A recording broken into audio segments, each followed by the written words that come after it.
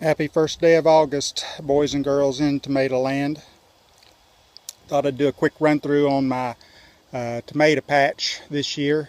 It's the first year I've really had sat down and took time to really figure out tomatoes, and the season has cooperated, and we're about halfway through, looks like.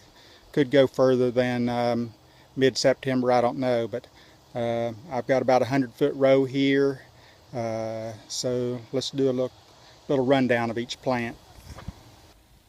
This is where the magic starts on tomatoes, is finding something that'll hold them up once you get a couple of 100 pounds of vines stretched out.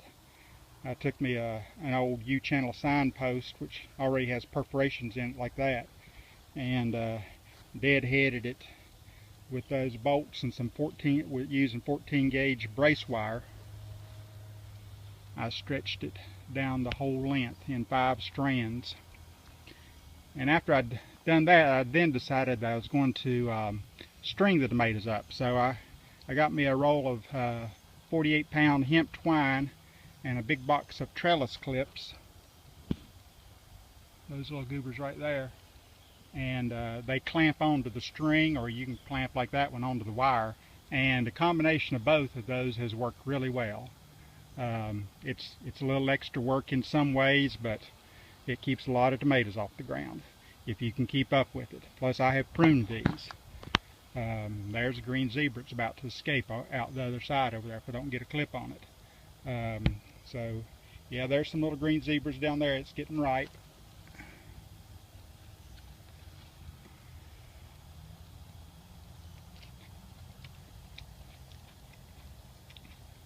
You'd never know that wasn't a red tomato if you had your eyes closed. Here beside it, we got a Russian orange ox heart. It hasn't really come into its own yet, but it does have a pretty shaped tomato on it. So I'm still patient with this one. Set out several of these pink Berkeley tie-dyes, and it's a relatively new tomato. Some people say it's similar to chocolate stripe, but it is way up there on the taste scale. And it's a pretty good producer too. I've already picked several off of this one.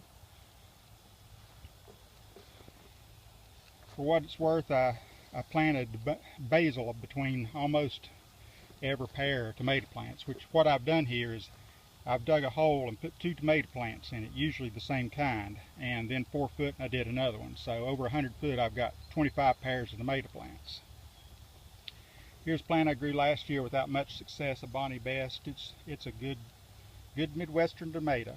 Nothing fancy about it, nothing unusual, just hard working and keeps its nose to the grindstone. And this little section here I've got mixed up on labels. My green zebra is actually over here, but it's kind of a fluted, so I wasn't sure what it was. But anyway, that might be a chocolate stripe, or it could even be a marman based on the few that I got mixed up here. And there's some of the same. Now let's see, I don't know what that is. I've got these pruned, you can see right there at the bottom. I usually let it come up and about that high, or later if I could help it, I would let it have 2 forks, and then I would trim off all the suckers until it starts getting up pretty tall.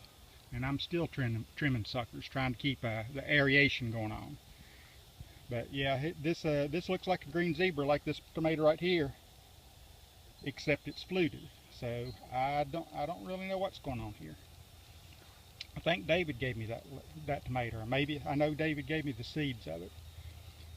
Here's a really nice tomato here. I've picked a few of them off there.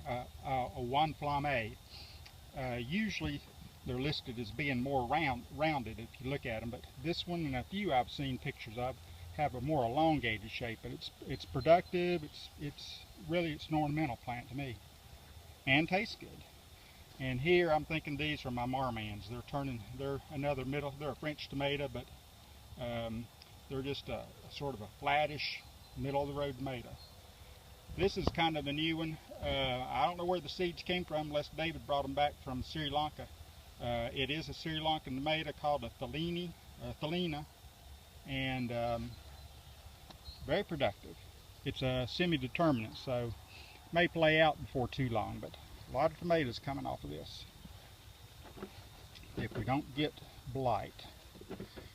Here's a Thessaloniki, another good middle of the road tomato, sort of like the Bonnie Best, maybe a little flatter. It's got a good meaty texture. I think it came into this country back in the 50s from Greece. This tomato probably looks prettier on the video than it does in real life. Is a Blue Beauty tomato. They're real pretty when they're that stage right there. Just can't be beat. Once they get up to this, it's still pretty. It's got a good color to it, but it takes them forever to turn red. And to be honest, I hadn't been able to get a good, ripe taste of one that was really good. But I'm patient on it. I had about 4 of these plants, I believe. And I did plant one black cherry, and it's about to take over. The fruit's getting ripe on it, just starting to anyway. I didn't prune it so much. They said not to, and I don't know anything about tomatoes. So I just do what I hear in a book or what people tell me. Now we're coming into the black crims. I planted about 5 of these, and it's been a really good tomato. It produces, seems like, more than the Berkeley tie-dye, and it's right up there with taste. There's a good reason why a lot of people say this is their favorite tomato. I can highly recommend it. We've had a little bit of rain, and I was off and on, and I've been keeping everything picked off just as soon as it gets a little flush. But today, this week has been a little bit drier, so I'll let things get a little riper. There's probably the ripest one that I've had so far, right off the vine. But you set them in a place on a counter or something for a week, and they'll get as red as they can be, as long as they've got a little blush when you pick them off. Here's a plant that I've always dreamed about growing, and finally got seed to it and had a plant that did good, is the San Marzano. Now, I thought it was going to be a leader tomato, just make a tree, 2 strands, but it has tried its best and finally won to become a bush. So I'm tickled that it's making good tomatoes. They're just starting to get ripe, but it didn't behave the way I was trying to make it behave. So that, I guess, just my fault. But there's going to be a lot of tomatoes in there to make sauce with. And I think I planted 4 of these. Now here's another green tomato, Aunt Ruby's Green German. Aunt Ruby lived about 60 miles south of here in Greenville, Tennessee, and I think somebody introduced the seed back in the 90s or maybe 10 years ago and got it into commercial operation. To be honest, I hadn't had a taste of this one yet. I've given a couple of them away, but I haven't sliced into one. And next is a real pretty little tomato. It's a new tomato called a Black Vernissage. It's just been introduced. I got my seeds from Baker Creek Seeds, and it comes from the Ukraine. But a very productive tomato. Doesn't want to crack too bad. It's probably best as a saucing tomato, actually. It's got a little bit of tough skin, so it will hold up pretty good to weather. And it's supposed to get a little blacker than that when they're dead ripe, which maybe later on in the season. But it sort of reminds you of a zebra until it starts turning red. Or the purple bumblebee looks pretty much like this too. I think Johnny Seed's selling those. But they've got pretty good size, and they've got fruit up high on them.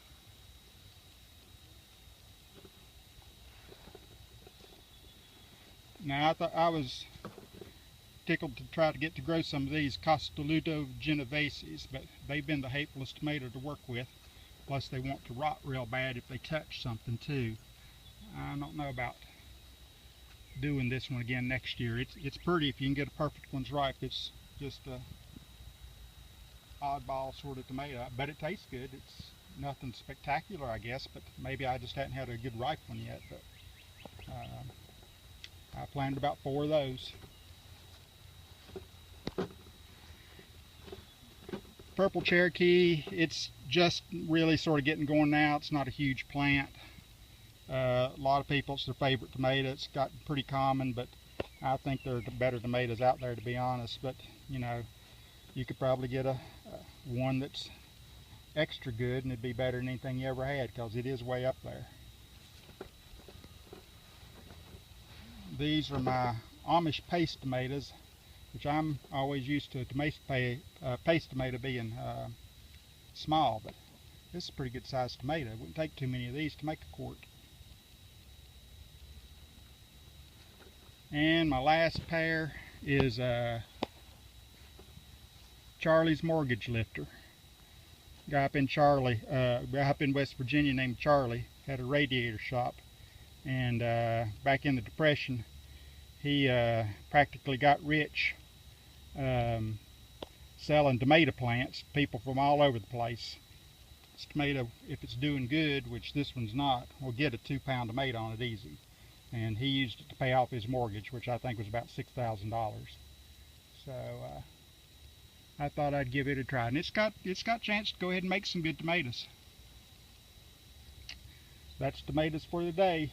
Maybe I'll do peppers one day next week or something like that. This is my